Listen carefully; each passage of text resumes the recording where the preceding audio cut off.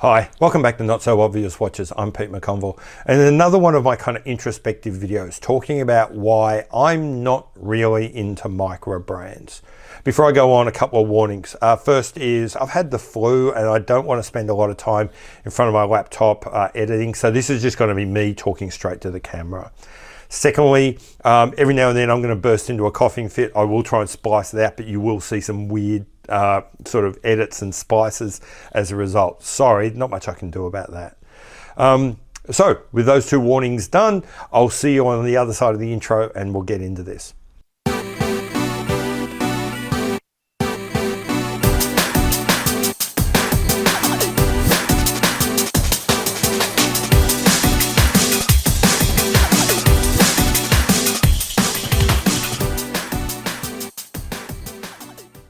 Okay, so now let's get into why I don't really connect with Microbrands. Done some warnings, but now some others. First off, this is about me and my relationship with brands and watches and what I like, my tastes, my preferences. None of this reflects on you. If you like to see different things in watches, if you appreciate watches in a different way to me, all power to you. Just because I don't like Microbrands doesn't mean you shouldn't. Two, everything I'm about to say does not apply to every microbrand. There are some microbrands which some of this applies to, but not others. There are some microbrands lots of this applies to. It's highly variable. Three, I'm using a fairly narrow definition of microbrand here. I'm using that classic owner-operator, one-man band. The guy's the head accountant, head photographer, designer, and chief of logistics all in one, with maybe a bit of staff support on the side. I am not calling small brands, which have full-time design staff and all that sort of thing, like Farah and Christopher Ward, microbrands. So with all of that said, and with a bit of hint to what the problem is, let's get into why I don't really like Microbrands very much. Okay, so there's a couple of reasons why I don't really like Microbrands. There's 6 reasons. 2 of them are around the watches, 3 of them are around branding, and 1 is purely about me and how I collect. Let's get into the watches. First, I'm all about the design. I'm all about the look. And what I find with Microbrands is that that's their weakest part. Microbrands are all about disrupting the industry, cutting out the middleman, providing you with the best bang for buck you possibly can. And that's fine, except if you're into the design of a watch, the look of a watch. And for me, the vast majority of microbrand watches look like they were designed by fantastic accountants and really good economists. Not saying these people don't love watches, they do, but I'm not saying that they're great designers. And so what you tend to see is either A, a lot of really simple stuff that no one can get wrong, or B, a lot of really generic kind of derivative stuff where, like if I can't design something, I'll just take someone else's design, but then find a cheaper supplier. Or 3, they try and have a bit of ambition, but then it ends up like an owner build a house with some weird little quirky bits here and there. That like the owner build a house where the toilet door can't quite open because it hits the bowl.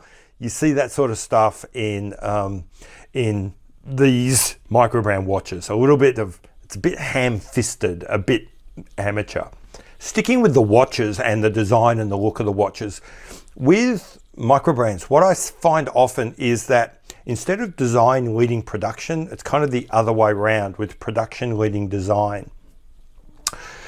Designing a watch is hard, and there's no special language. There's no secret way of communicating quality of finish and detail of transition shape.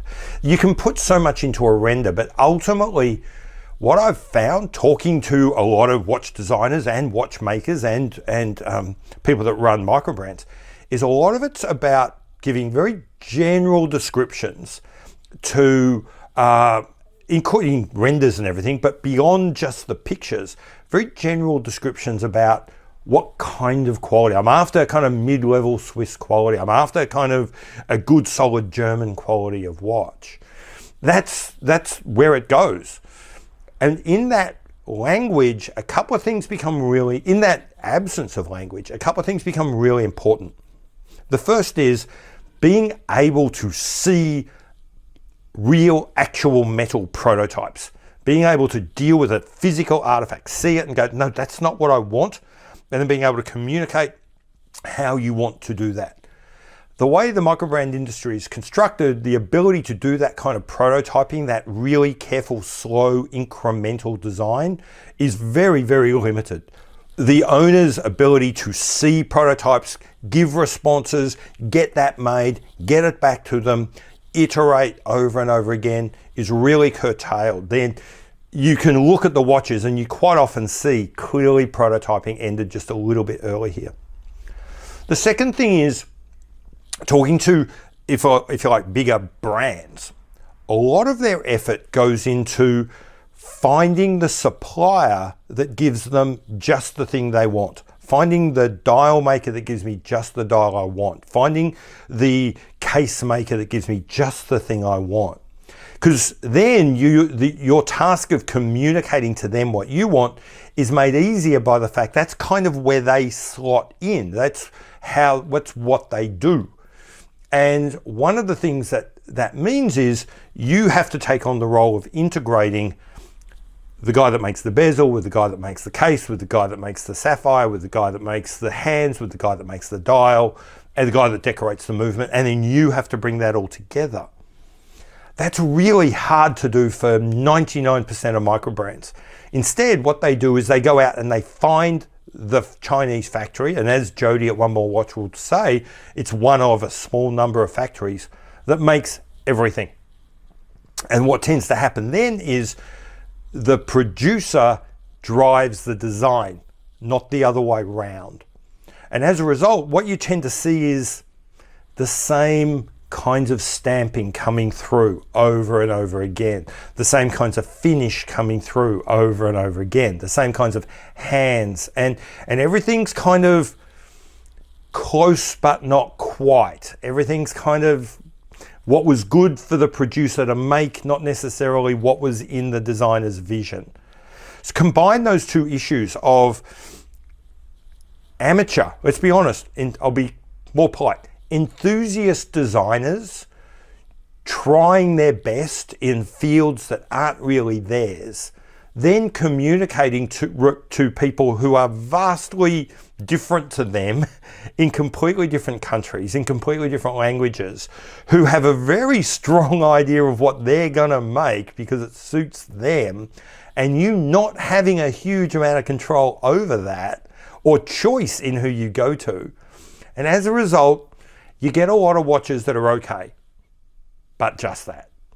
They're good, solid, dependable, but when you get into it and you look really closely at the way the dial is made, or the way the hands are made, or the way the indices interact with the hands, or the way the case is shaped right at the end, just aren't as good as I'd like them to be. And that's the first and probably the single biggest thing that gets between me and 90% of microbrand watches I see.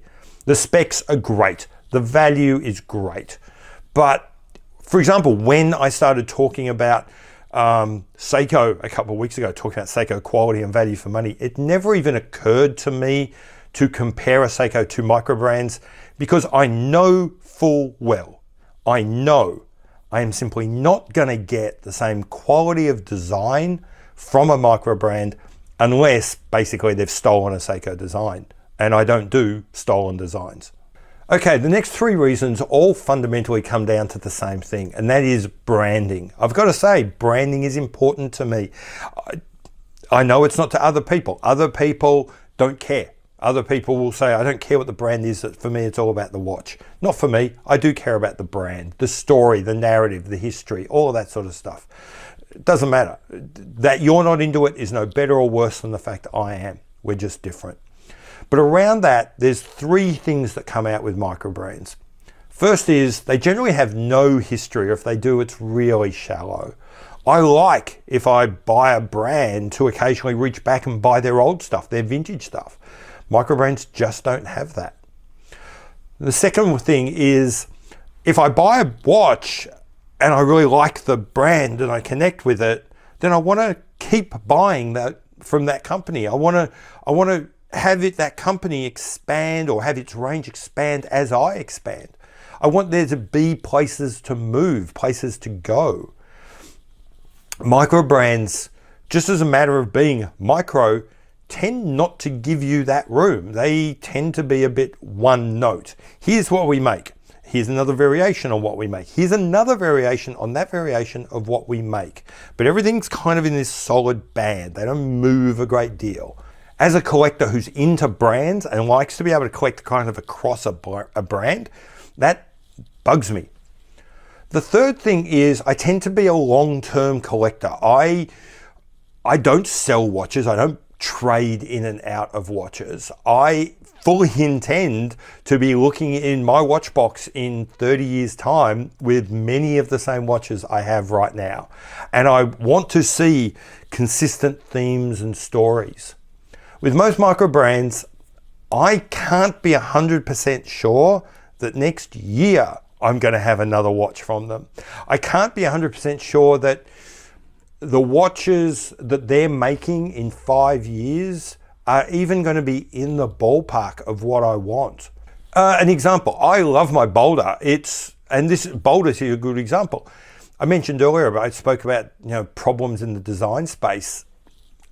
Boulder, on the other hand, didn't have those problems. They made the Globetrotter I've got. I love that design. I think it is. There's a couple of shortfalls, but across the board, it's interesting, it's exciting, it's quite well resolved. But the problems come later in this part. I bought a Boulder Globetrotter thinking that this is one of their early watches. This is a really high bar to come in at. Swiss movement, GMT, automatic, really inventive case. I thought this is a brand destined for great things. They don't make that watch anymore. They don't offer that kind of complication anymore. They've gone more for quartz and NH35 powered bronze divers. The brand has left me. It didn't develop in the way I thought it would. They don't make anything for me anymore. That's not likely to happen with a bigger, more established brand that has a much more predictable trajectory. And it's kind of like I feel like I've been abandoned by one, not abandoned, that sounds the wrong way, but I've been left behind by one brand. I don't want to do that again. And here's the last part that really gets me, I suppose. My dance card is full already. All of those things I've spoken about, the design, the history, the longevity, the prospect of new watches, looking at those, the story of a brand and its history, looking at the industry through those lenses has given me a selection of brands between Zinn, Mueller-Glasuta, Prospex, Ulysse Nardin, Alpina, Breitling, a full dance card. I make a list of the watches I want from those brands, and I haven't yet thrown in, there's a Jaeger-LeCoultre or 3 I want and a few others. The watches I want to buy over the next 10 years are all already accounted for.